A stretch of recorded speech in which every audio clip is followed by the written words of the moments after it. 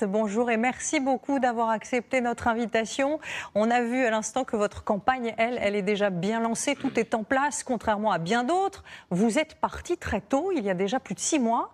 Pourquoi est-ce que c'est, selon vous, la meilleure stratégie ? Vous savez, la meilleure stratégie, c'est celle qui fonctionne. Après, il n'y a pas d'école, il n'y a pas de mode d'emploi définitif. Je démarrais tôt parce que je savais que ce serait compliqué, que j'avais beaucoup de consultations à faire, qu'il fallait à la fois être capable de déployer une équipe, c'est fait, un programme, c'est fait. Et d'ailleurs, ça me fait un peu sourire de voir que mes concurrents tous disent qu'ils vont faire un programme un jour. Il faudrait qu'ils se dépêchent un peu, c'est dans 8 mois. Et puis, une stratégie, l'Union populaire. L'Union populaire, c'est l'union à la base, puisque vous voyez bien que de toute façon, les sommets politiques dans le pays ne sont pas prêts de s'accorder, que ce soit à droite comme à gauche. Alors justement, voilà. contrairement... Donc c'était le bon moment, puisque j'arrive à temps. Alors justement, contrairement à 2017 où vous aviez frôlé de peu, on s'en souvient, le second tour, vous aurez en avril prochain sans doute beaucoup plus de candidats de gauche face à vous. Il y a le Parti communiste, les écologistes, les socialistes. Est-ce que mathématiquement, ça ne vous écarte pas de fait de la qualification, cette situation ? Bon, on peut toujours jouer à se faire peur, mais une élection, c'est pas juste des alliés ou des concurrents. Une élection, c'est d'abord une mobilisation populaire. C'est à ça qu'on travaille. C'est pour ça que ça s'appelle l'Union populaire. Après, que voulez-vous? C'est la démocratie. Il faut quand même accepter qu'il y ait à la fois du pluralisme et puis que c'est le peuple qui tranche. Non, je ne suis pas inquiet.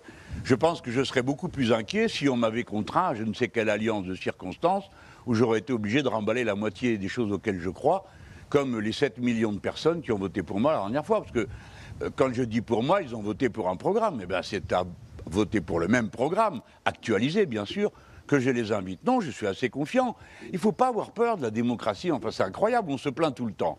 Tantôt, il n'y a personne, tantôt, il y en a de trop. Non. Acceptons le débat, à condition que ce soit un débat sur des solutions et pas sur des détestations. Qu'on ne passe pas son temps à se montrer du doigt, à avoir des méthodes qui ne seraient pas acceptables. Moi, je souffre de voir M. Macron s'être inventé qu'il était lui le candidat de la raison et de la science. Enfin, ça veut dire quoi? Que tous les autres sont fous et obscurantistes? Il faut qu'on évite ça. Et puis, il faut qu'on compare des solutions. Puis les Français, ils ne sont pas fous. Ils savent choisir. Donc, s'il y a beaucoup de candidats, vous savez comme moi, le niveau d'entrée au deuxième tour va baisser. Moi, je sais une chose. Plus il y a de gens qui votent, plus je monte. Voilà. Justement, vous disiez... L'abstention vote Macron. Justement, vous disiez que si les milieux populaires et votre slogan et l'Union populaire, comme vous l'avez rappelé, n'allaient pas voter dans 8 mois, vous seriez écrasé. Comment est-ce qu'on combat le fléau de l'abstention aujourd'hui dans notre pays ? Oui, pardon, mais j'ai aussi dit que s'il sortait, qu'il venait voter, je serais au second tour. Alors je m'accroche plutôt à cette partie de l'objectif, et vous avez raison, de dire comment vous allez faire, comme on fait dans une démocratie. On parle avec les gens, on convainc, on distribue un programme, on le fait avec patience, avec ténacité, et on passe plus de temps à essayer de convaincre des solutions. Et là, nous avons un programme, c'est l'avantage pour nous, que à se chercher querelle les uns les autres. Donc nous, on fera ça d'abord.